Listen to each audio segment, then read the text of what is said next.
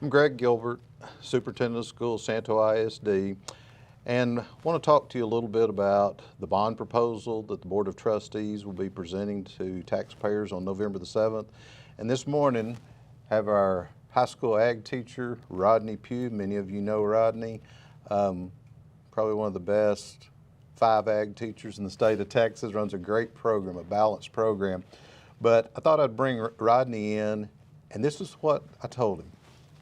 Ask me any 3 questions. I have no idea what he's going to ask. Ask any 3 questions you think a taxpayer might want to know about this bond proposal on November the 7th.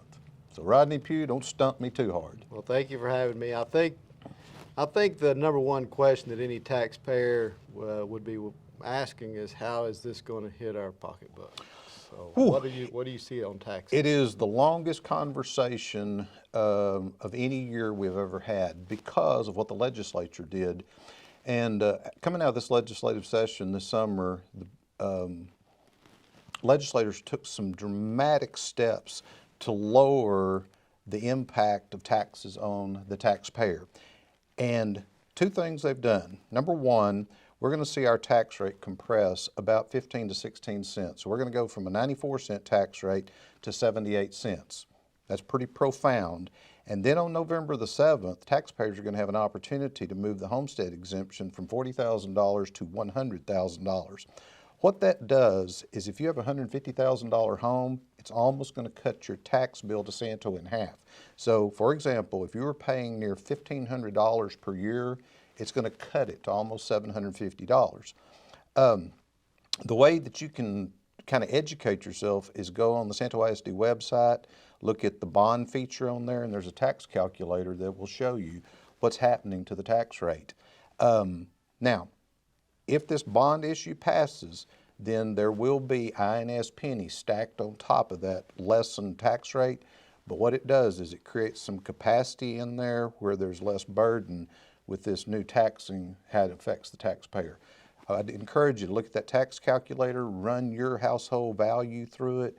It's pretty profound. The legislature walked into this session with about a $33 billion surplus, and they've taken $17 billion of that money and put it back toward tax compression and toward this homestead exemption.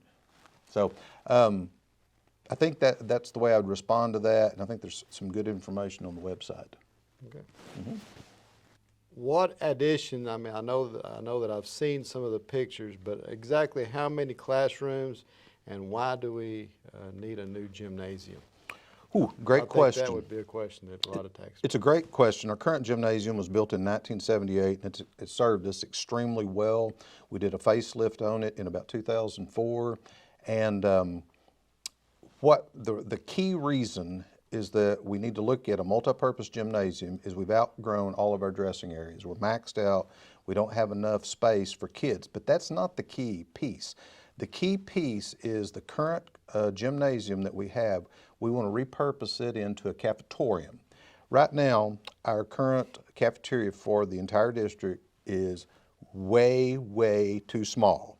It's about 5,500 square feet. If we can take this current gymnasium, move into it, transform it into a cafetorium, we will more than double square footage, and it's radically needed. Our kitchen space is too small, our storage area is too small. So when we do that, then it creates the trigger to build this multi-purpose gymnasium.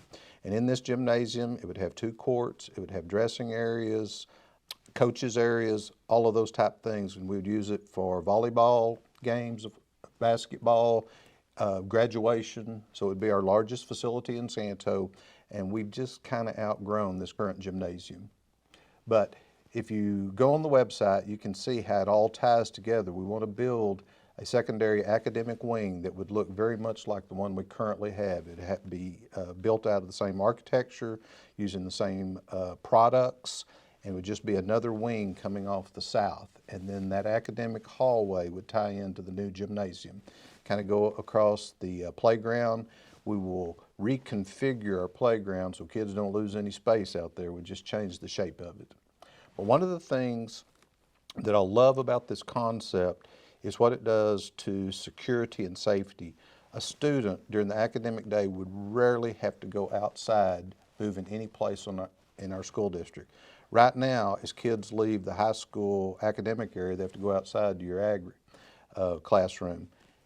On this new concept, they would either be inside the building or inside a fenced area, moving from the academic area over to your ag shop.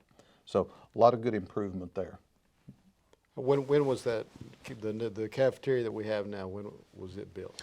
Current cafeteria was built in 1969, and it has served us incredibly well. We've just simply outgrown it. And we're going to continue to use it. The intent is, if this bond passes, we will move out of that cafeteria into this new repurposed area, and it will become a multi-purpose area for elementary. So when there's bad weather days, PE times, anything like that, they would have this multi-purpose area to go in and be in kind of a conditioned area. My final question. All right, make it a good one. What do we see happening? I've seen the drawing. Is there going to be any new additions to the ag facility? Oh, I knew that one was coming. I hear from the ag teacher, Rodney Pugh, that we want to expand that facility just a small amount. We want to put in a, what is it? CNC or plasma table. Plasma table. And in this proposal, that very easily can be done. We have an existing overhang. We can box that in, insulate it, and get that new equipment to your program. That's awesome. I just want to tell you, Rodney Pugh runs one of the great balanced ag programs in the state, and we try to take care of his program. We try to take care of kids up here is the main thing we do. But if this bond proposal passes, I think you can rest assured we're going to make some improvements to your facility. Awesome. What else do you have?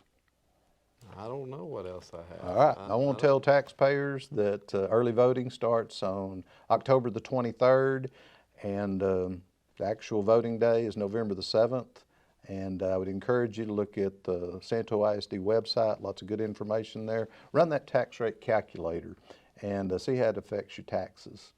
But anyway, I appreciate your time, and there'll be more videos coming. Appreciate it.